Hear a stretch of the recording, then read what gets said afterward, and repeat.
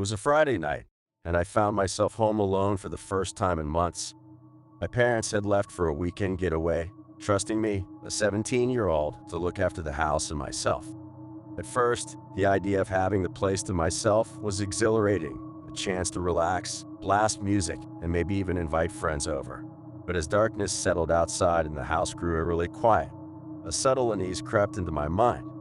I busied myself with distractions, flipping through TV channels and scrolling mindlessly through social media.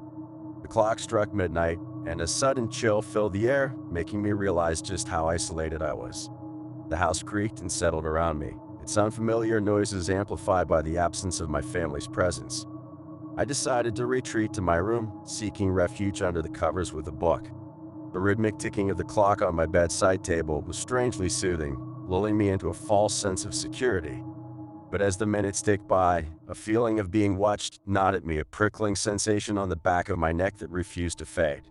I glanced at my phone, the screen illuminating the darkened room with a soft glow. No new messages, no notifications, just the silence of the house pressing in around me. I tried to shake off my unease, blaming it on the overactive imagination fueled by too many horror movies. Then, a faint sound broke the silence, a soft shuffle from downstairs, followed by the faint click of a door closing. My heart skipped a beat, my senses on high alert as I strained to listen. Perhaps it was just the house settling, I reasoned, trying to convince myself that I was alone. But then came another noise, a muffled thump, like something heavy being moved. Panic gripped me as I realized I wasn't imagining things. Someone or something was downstairs. I debated calling the police, but dismissed the idea as paranoia. Instead, I grabbed a baseball bat from my closet, my hands trembling as I tiptoed down the stairs. Each step creaked underfoot, echoing loudly in the stillness of the house. The living room was bathed in darkness, shadows dancing on the walls cast by the moonlight filtering through the curtains. I gripped the bat tighter, my heart hammering in my chest as I scanned the room for any sign of intruders. And then, movement, a flicker of movement caught my eye, a shadow darting across the hallway leading to the kitchen. Adrenaline surged through me as I lunged forward, bat raised in defense. "Who's there?" I called out, my voice trembling with a mixture of fear and bravado. Silence greeted me, broken only by the thudding of my own heartbeat in my ears. I crept cautiously towards the kitchen, my footsteps slow and deliberate. The air felt heavy with tension, every nerve on edge as I braced myself for a confrontation. As I reached the doorway, I flicked on the light switch, illuminating the kitchen in a harsh glare. Empty. No sign of anyone, no intruder, no shadowy figure lurking in the corners. Relief washed over me, momentarily calming my racing heart. Maybe it was just my imagination, I thought, my mind playing tricks on me in the solitude of the night. But then, as I turned to leave, a chill ran down my spine, a voice, soft and chilling, whispered in my ear, "You're not alone." I whirled around, bat raised defensively, but the kitchen was empty. No one was there, just the echo of the voice lingering in the air like a sinister promise. Fear consumed me then, raw and primal. I fled upstairs, locking myself in my room, heart pounding in my chest. The house seemed to groan around me, its familiar walls closing in as if conspiring against me. I grabbed my phone, fingers shaking as I dialed my parents' number. No answer.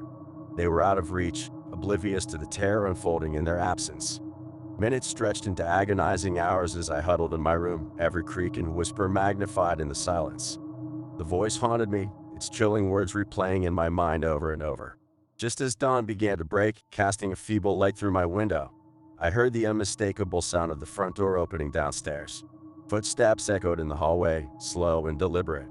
My heart leaped to my throat. Was it my parents returning early? Or had whatever lurked in the darkness come to claim me? With trembling hands, I unlocked my bedroom door and peered cautiously into the hallway. Relief flooded through me as I saw my parents, their faces etched with concern and relief. I tried to explain what had happened, the voice, the shadows, but the words came out in a jumble of fear and confusion. My dad swept through the house, checking every room and finding nothing out of place. "It must have been your imagination," he said gently, though his eyes betrayed a hint of unease. But I knew what I had heard, what I had felt in the depths of that terrifying night. Something had been in the house with me, lurking in the shadows, watching and waiting. As I watched the sun rise over the horizon, banishing the lingering darkness, I knew one thing for certain: I would never forget the night I spent alone, when the line between reality and nightmare blurred, leaving me to wonder what truly lurked in the shadows of my own home.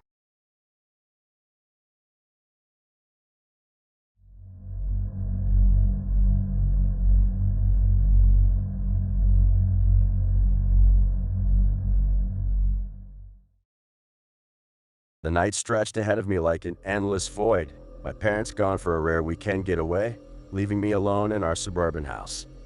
At 17, I relished the idea of freedom, but as darkness descended, the solitude became suffocating. I distracted myself with Netflix, trying to drown out the eerie silence that settled around me. The old house groaned and shifted, unfamiliar sounds amplified by the absence of my family. Each creak of the floorboards sent shivers down my spine, my imagination conjuring unseen threats in every shadow. I glanced at the clock. It was barely past 10, and yet the night felt impossibly long. I turned up the volume on the TV, hoping the sound would drown out the sense of unease creeping up on me. But as I settled deeper into the couch, a sudden chill washed over me, raising the hairs on my arms. A soft tapping noise echoed from somewhere in the house. I froze, heart pounding, straining to listen. It came again, a faint but distinct tap, tap, tap, like a finger drumming on wood. "Hello," I called out, my voice sounding thin and feeble in the silence. No response. I cussed myself for being paranoid. It was probably just the house settling, or maybe a tree branch tapping against the window. But then, a low whisper drifted through the air, a voice, indistinct and eerie, as if carried on a breeze from another world.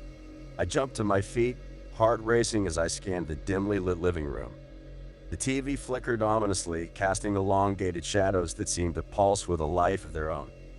Every nerve screamed at me to run, to flee from whatever unseen presence lurked in the darkness.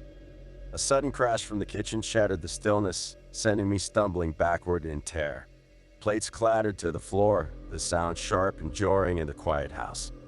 I clutched the remote like a lifeline, my mind racing with wild possibilities. "Who's there?"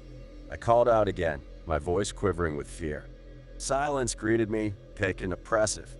The air felt charged with an unseen tension, as if holding its breath, waiting. I took a hesitant step towards the kitchen, my pulse thundering in my ears. The tiled floor was icy beneath my bare feet, the darkness beyond the threshold swallowing the feeble light from the living room. I flicked on the kitchen light, flooding the room with harsh fluorescence. At first glance, everything seemed normal. Cabinets closed, chairs pushed in. But then I noticed it. A shadow, darker than the surrounding darkness, crouched in the far corner. My blood turned to ice. I wanted to scream, to flee, but my feet were rooted to the spot. The shadow shifted, elongating and contorting in ways that defied logic. Dread coiled in my stomach as I realized it wasn't a trick of the light. It was something else, something malevolent. With trembling hands, I reached for a knife from the countertop, my fingers wrapping around the cold handle. I edged closer, heart pounding so loudly I was sure it would give away my position. As I neared, the shadow seemed to evaporate, dissipating into the air like smoke. I blinked, my mind struggling to comprehend what I had just witnessed. Had it been real, or a figment of my imagination? A sudden gust of wind rattled the windows, causing me to jump. The kitchen felt suffocating, oppressive, like the air itself was thick with an unspoken threat. I backed away slowly, the knife still clutched tightly in my hand. Every nerve screamed at me to run, to escape the house and never look back. But where could I go? My parents were hours away, unreachable. A faint whisper echoed through the kitchen, a voice, soft and insidious, just on the edge of hearing. It spoke words I couldn't understand, syllables that twisted and warped like a foreign language. Fear gripped me like a vice. I turned and bolted towards the front door, my heart thundering in my chest. The hallway stretched before me like a labyrinth, each step a battle against the suffocating darkness. I reached the door, fingers fumbling with the lock. Outside, the night was still and quiet, a stark contrast to the chaos within. I hesitated for a moment, glancing back into the house. And then I saw it, a figure standing at the end of the hallway, bathed in shadows. Its eyes gleamed with an unnatural light, fixed on me with a hunger that chilled me to the bone. I screamed, a primal sound torn from the depths of my terror. With a surge of adrenaline, I wrenched open the door and fled into the night, feet pounding against the pavement as I raced towards the safety of the streetlights. Behind me, the house stood silent and watchful, its secrets hidden in the darkness.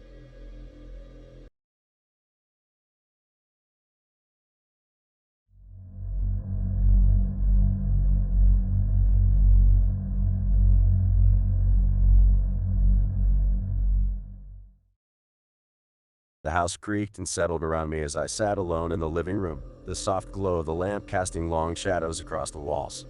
My parents had left for a last-minute dinner party, promising to be back by midnight. I didn't mind. Being 17 meant I could handle a few hours by myself. At first, the solitude felt liberating.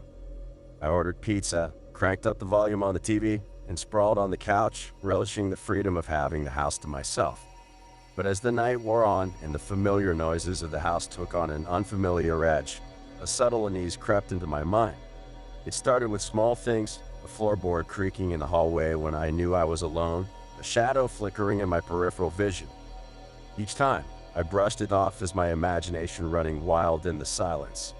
Around 11, I decided to take a break from binge watching and headed to the kitchen for a snack. As I rummaged through the pantry, a chill ran down my spine, a feeling of being watched. I turned quickly, expecting to find nothing but the empty kitchen behind me. But there, in the darkness just beyond the kitchen doorway, something moved.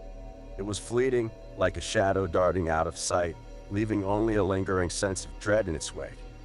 "Hello," I called out, my voice betraying more unease than I wanted to admit. No response came, only the echo of my own voice bouncing off the walls. I closed the pantry door quietly, heart pounding in my chest. Maybe it was just a trick of the light, or my tired mind playing tricks on me. But deep down, I knew something wasn't right.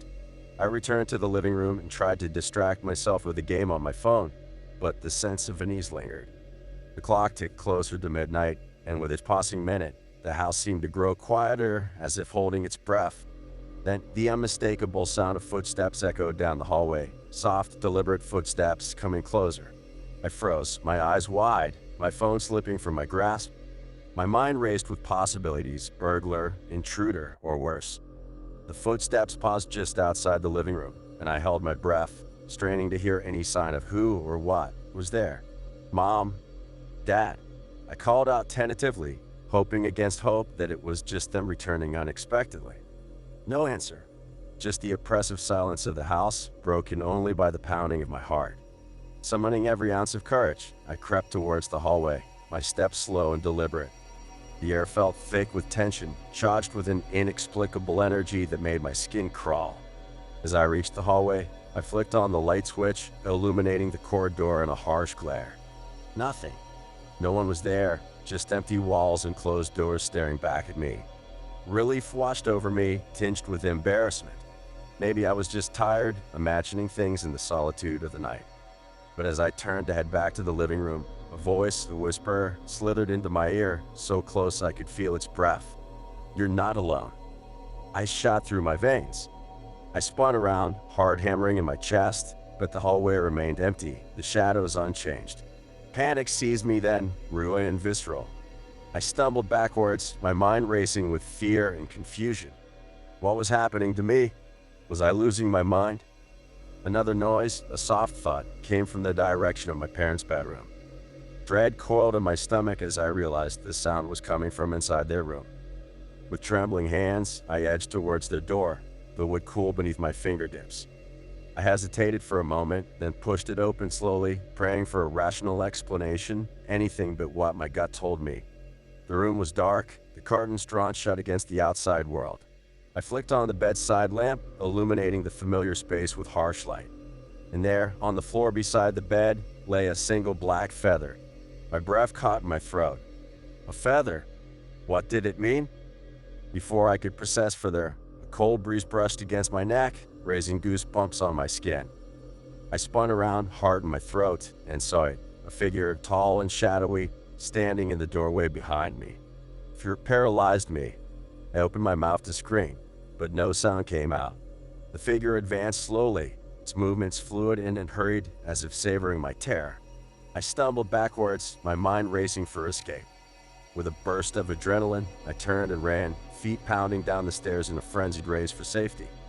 Outside, the night air was cool against my flushed skin, stars twinkling overhead like distant witnesses to my terror.